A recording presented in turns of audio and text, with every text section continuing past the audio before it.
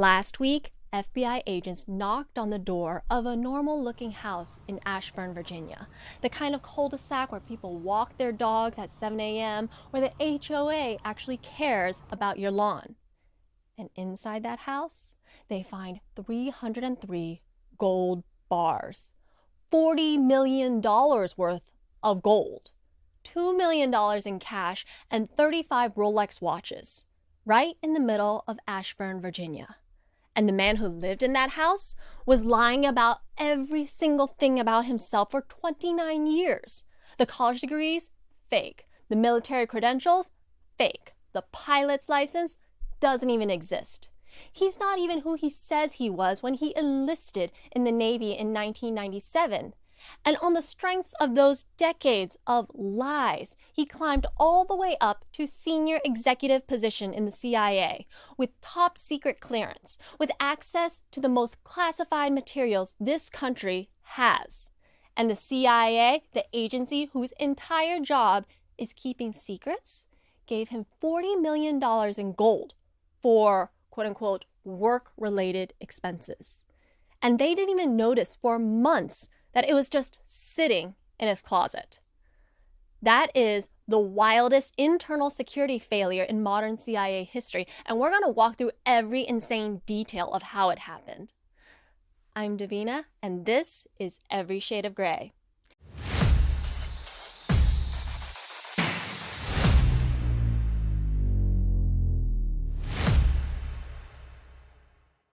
And to understand this fellow, we have to go back 29 years. Back to 1997, where the Spice Girls were on, the Titanic was in the theater, the internet was still on dial-up, and AOL Instant Messenger was the height of technology. I mean, I can barely remember those days, but still very nostalgic. And David J. Rush was a young man with a plan. He walks into the U.S. Navy recruitment office and he's going to enlist. He wants to serve. He fills out this paperwork, submits the transcripts, and he submits records. He swears the oaths. The Navy accepts him. And the paperwork that he submitted included transcripts indicating that he has earned an undergraduate degree from Clemson University. Clemson University, when contacted by the FBI this year, told them that they have no record of a David Rush ever attending their school.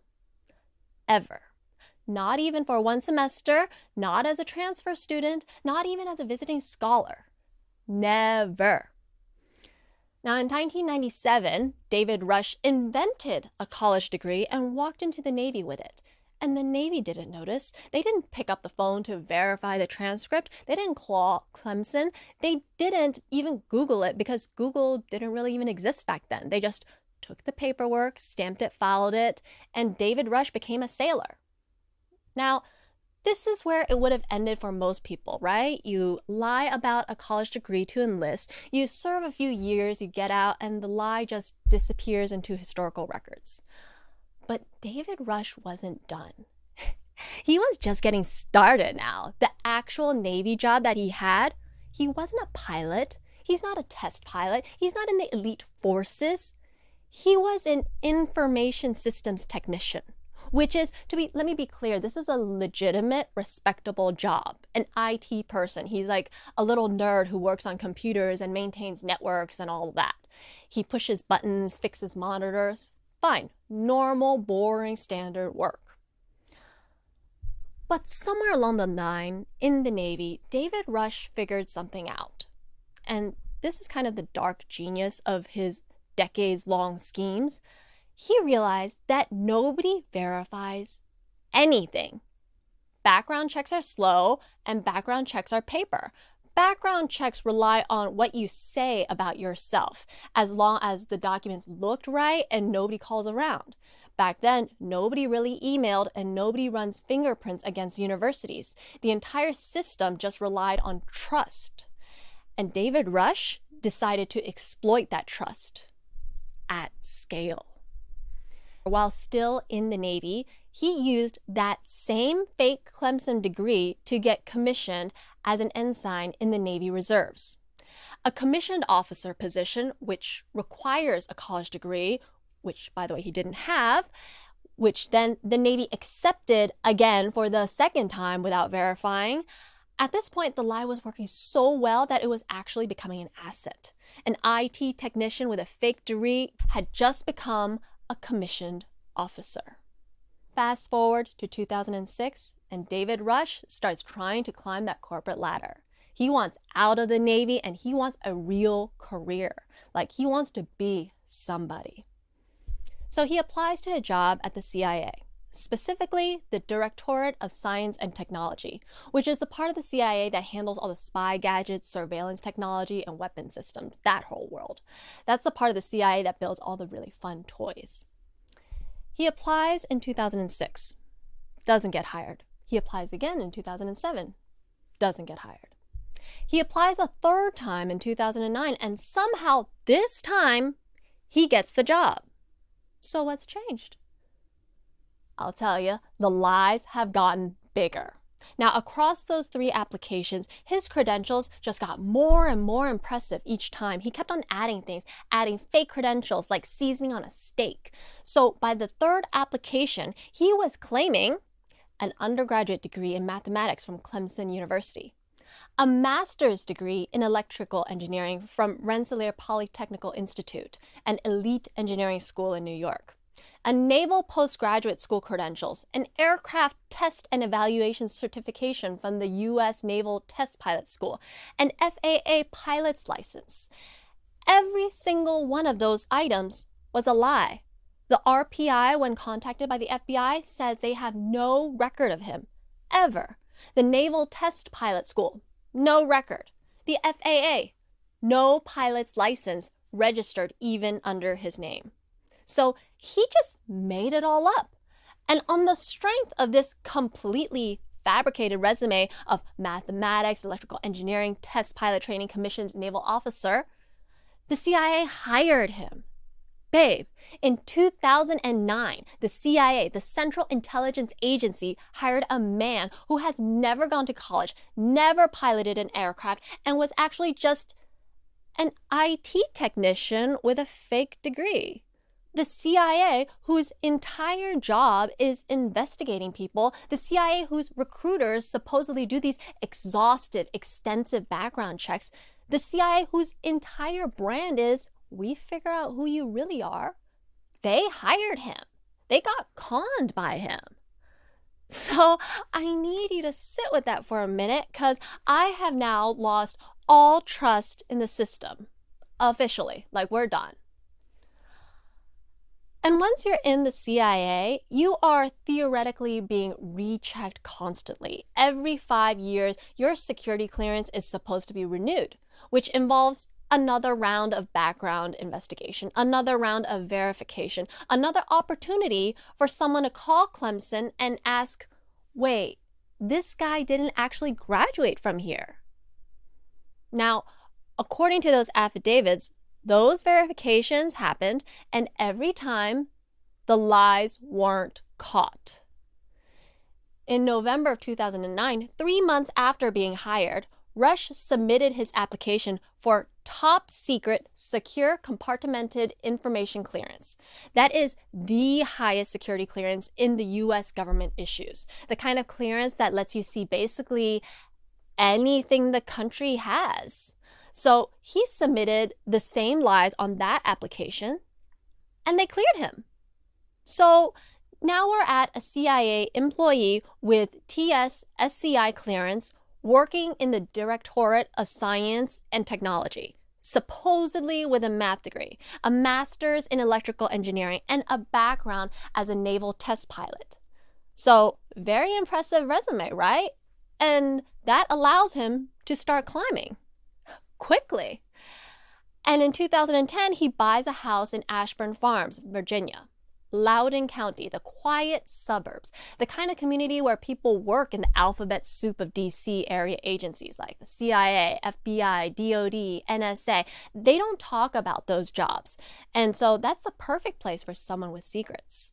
So years pass, promotions come, salary goes up, and babe, I have to tell you, federal employee salaries are determined by, among other things, education level. A master's degree gets you a higher pay grade. So every fake credential on his application was earning him more money every year, compounding. Now, in 2015, his Navy service comes to an end, and he's honorably discharged. That was a real legitimate discharge now. He leaves as the rank of lieutenant. That's a mid-level officer rank. And now this is where the story takes another turn, because David Rush allegedly did not want to let go of the Navy lie because the Navy lie was making him money. So for the next 10 years, from February 2015 through September of 2025, David Rush continued to tell the CIA that he was an active Navy's reserve member. He kept claiming military leave for reserves duty. He kept submitting the timesheets to the CIA showing that he was, I'm serving the country's reserves. But he has been discharged. There was no service. He was just at home, marking himself as if he's on military duty. The total claim time? 744 hours. 744 hours of military leave across a decade.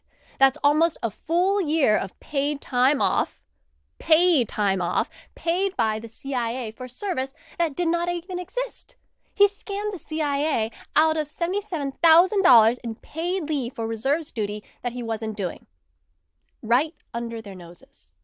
And for extra audacity, in September of 2025, just a few months before the gold scheme began, Rush told the CIA that he's now a captain in the Navy Reserves. Now, a captain is a higher rank than a lieutenant. A captain is a 06, lieutenant is a 03. So to get from 03 to 06 takes typically 15 to 20 years of additional service. Service that David Rush had not been performing because he had already been discharged a decade earlier. He just promoted himself on paper with no actual Navy involvement. So in 2018, Rush applies for senior executive service rank at the CIA. Now, this is the top of the federal service ladder. 6-figure salary, senior decision-making authority, massive responsibilities. And this is the rank where you get the parking spot, the budget approval power, and the corner office. So on the application, he claimed that he was a graduate of the U.S. Air Force Test Pilot School, that he had served 11 years as a thesis dissertation advisor at the Air Force Institute of Technology, that he was the current director of test for a 145-person, 18-aircraft joint Army-Navy weapons test organization. What a mouthful, right? And that organization doesn't even exist. In actuality, he was actually just in the CIA office being an employee with no military command, with no aircraft experience. He literally just made it all up, made it sound good. He invented a fake military command and put it on his promotion application, and the CIA still failed to check. He got promoted to senior executive service, and this promotion is the one that gave him the authority and the access to do what he did next. So now we're in November of 2025. David Rush is at the top of the CIA career ladder, SCS rank, TS/SCI clearance, working in the Directorate of Science and Technology, trusted with the agency's biggest secrets, pulling a multi-6-figure salary on the strength of decades of fabricated credentials. And he starts making requests. So according to the FBI affidavits, between November 2025 and March of 2026, just a mere 4-month window, David Rush requested and received from the U.S. government a significant quantity of foreign currency and tens of millions of dollars in gold bars for work-related expenses. Babe, let those words just sink into you for a minute. He requested gold bars from the CIA and got them.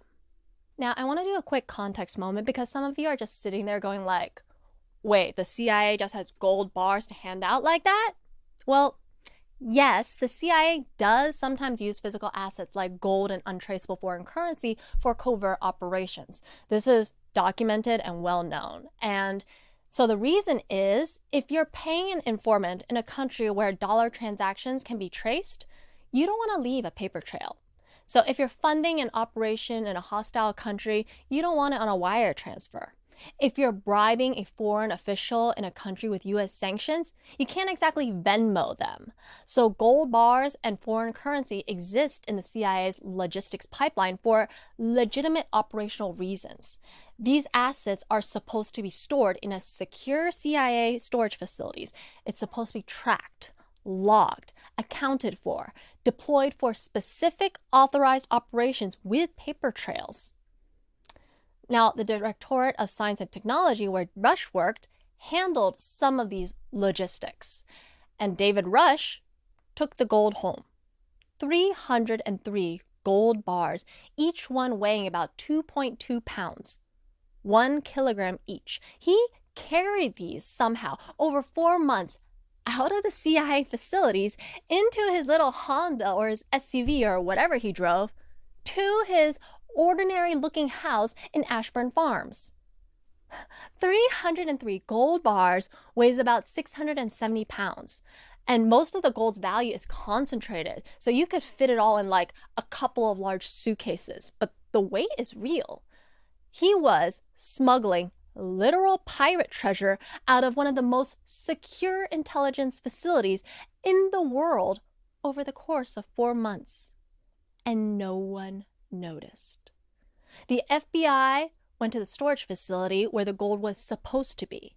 They found only a small portion of the total that Rush has withdrawn. So the bulk is still missing. And there are no records, none, in the CIA systems of what the gold was supposed to be used for. No memo authorizing it for a specific operation, no paper trail of which informant got paid, no request from another department, just nothing. David Rush allegedly just kept requesting, and the CIA kept giving him more. Now, in March of 2026, something changed. The CIA's own internal review apparently started flagging some issues. I mean, finally, right? We don't know exactly what the trigger was. Maybe it was an audit, a tip, an external review, a new boss who actually checked the books. We're not sure, but something prompted CIA Director John Ratcliffe to refer the matter to the FBI, and the FBI took it from there. Now, just last month, literally 2 weeks ago, a team of FBI agents show up at the quiet cul-de-sac in Ashburn Farms, Virginia. They have a federal search warrant signed by a federal judge, and they have probable cause to believe that David Rush has stolen a thing of value of the U.S. That's the legal phrase that they went on. They go in, and according to local news, neighbors said that they saw dozens of law enforcement officers and agents going in and out of the house for several hours. This wasn't a quiet, discreet investigation. This was a full operation, the kind of things where neighbors come out onto their porch in their bathrobes to watch. We got 303 gold bars, each weighing about 1 kilogram, with total value exceeding $40 million, an additional $2 million in U.S. currency just lying around the house, and 35 luxury watches, many of them Rolexes. Just think about that. 303 gold bars just stacked in this guy's house like Legos. The FBI agents who carried them out, let me say this, they were physically carrying out tens of millions of dollars worth of metal. And they probably needed multiple trips. They probably needed dollies. The chain of custody for this seizure must have been absurd. Imagine being the FBI evidence clerk who then had to log 303 bars of gold one at a time into the system, each one by serial number. That is a job that would have taken days. Not hours, days. Now, Rush was arrested the very next day, May 19th, 2026. His bond hearing happened a few days later, and he requested release. The judge denied it, obviously. He's currently being held in custody at the Alexandria Federal Courthouse awaiting his detention hearing, which has been postponed to June 5th. He has not yet entered a plea. And most of what he stole has been recovered. But, and the FBI emphasized this in their public statement, The remainder of the funds that Rush stole have not yet been recovered, meaning that some of it is still missing. How much? They haven't said. Could be a few $1,000,000 in foreign currency, could be more bars of gold. We don't know. What we do know is that David Rush, for now, is sitting in a federal cell. His Ashburn house has been seized. His career is over. His 35 Rolexes are in an evidence locker, and the 303 gold bars are presumably being held somewhere very, very secure. Okay, now let's address the most obvious question, the question that every American who's reading this is asking. How the hell did this happen?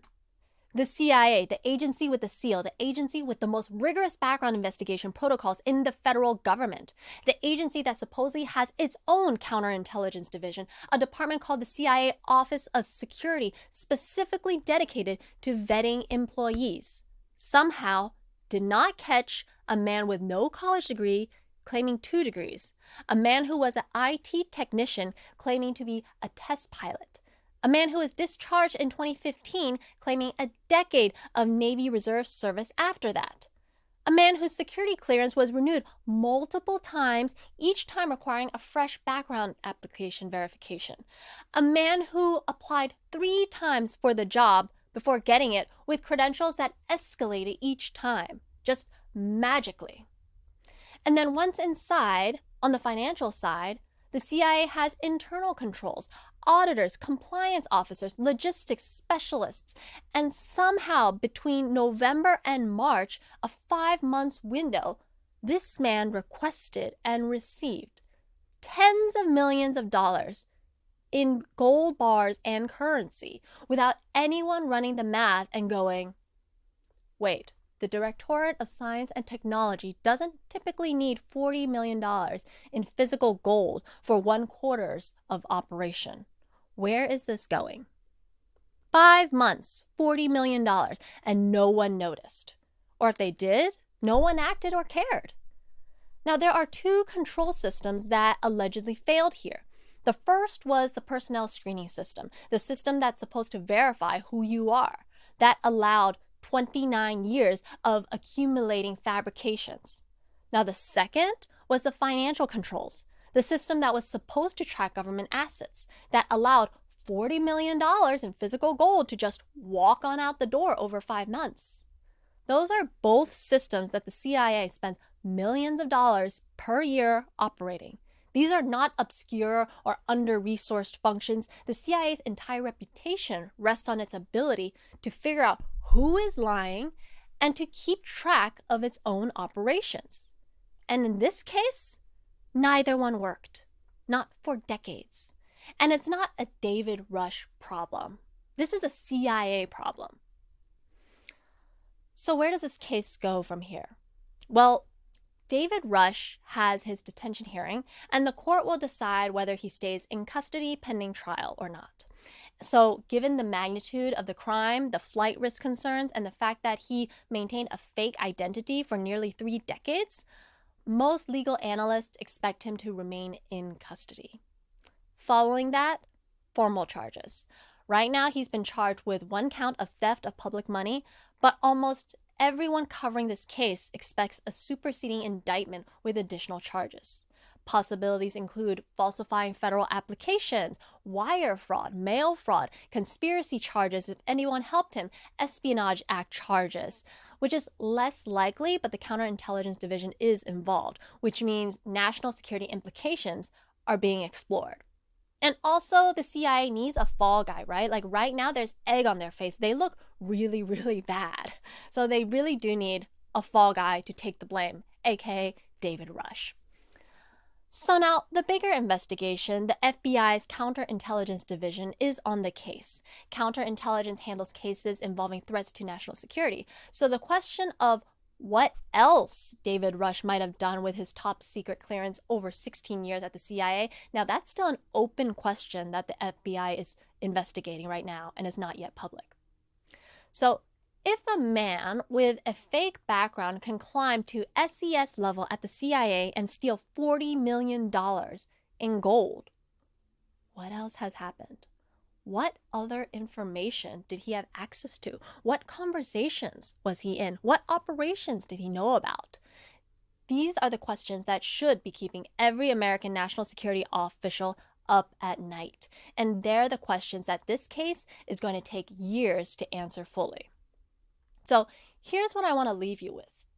This is a story about one man, one lie, one absurd quantity of gold, but it's also a story about something bigger, about the fragility of the systems we trust. Because every day you walk through the world where you assume that people are who they say they are, that the pilot of your plane is actually a pilot, that the surgeon operating on you is a real doctor, the bus driver has a CDL. The CIA officer has been vetted. The senior executive at the federal agency has the credentials that they claim. That assumption is the basis of how we function as a society. So this case is a warning shot because what David Rush did wasn't sophisticated. He didn't hack into any systems. He didn't bribe any officials. He didn't even have inside help. He just lied about his name, about his degree, about his military service, his pilot's license, his command of a weapons program, his rank, all of it. And the system that supposedly is the most rigorous national security vetting system in the world, never checked. So if the CIA can't catch a fake college degree for 29 years, who else is operating in our institutions on similar lies? How many doctors are practicing without the credentials that they claim? How many lawyers, how many senior managers in companies do you trust with your money to? The CIA caught him this time, but barely. And that's only because he scaled up his theft operation. But how many smaller David Rushes are out there right now, careful enough not to take the gold? That is the question. And now there's a bigger story here than someone just stealing $40 million worth of gold. What exactly were these operations that he's managing that he even needs $40 million worth of gold in the first place? The fact that no one thought it was strange that he was using $40 million in gold bars for some clandestine operations, that should tell you a lot about the CIA. And the fact is that organizations like this operate like this all the time. $40 million is a drop in the bucket. That's how they operate, in the shadows, paying off informants and nationals, operating on the edge of the law. But it is extremely concerning to learn that they are doing so with no oversight. Not from Congress, not from the American people, and certainly not from inside their own agency. So what did he plan on doing with all these gold bars? You can't go down to the pawn shop and convert it. It's not very liquid. So why would he leave it in his house? How can someone so smart be so stupid?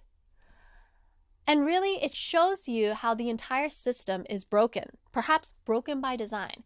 Because in order to run the type of operations that they want to run, in order to be the clandestine, shady operations that the CIA needs, they need people that are willing to skirt the law and people who are willing to do things that they're not allowed to do.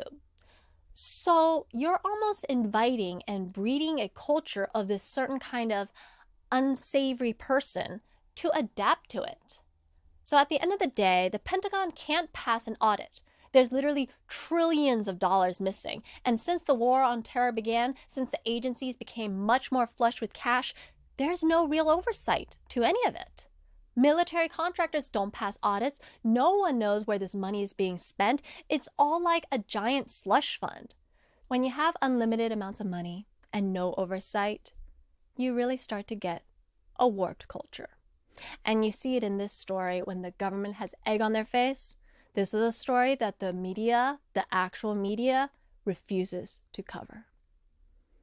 So that's all for this week. I'm Davina. This is Every Shade of Gray. And leave a comment below on where you stand and where you think this country's going.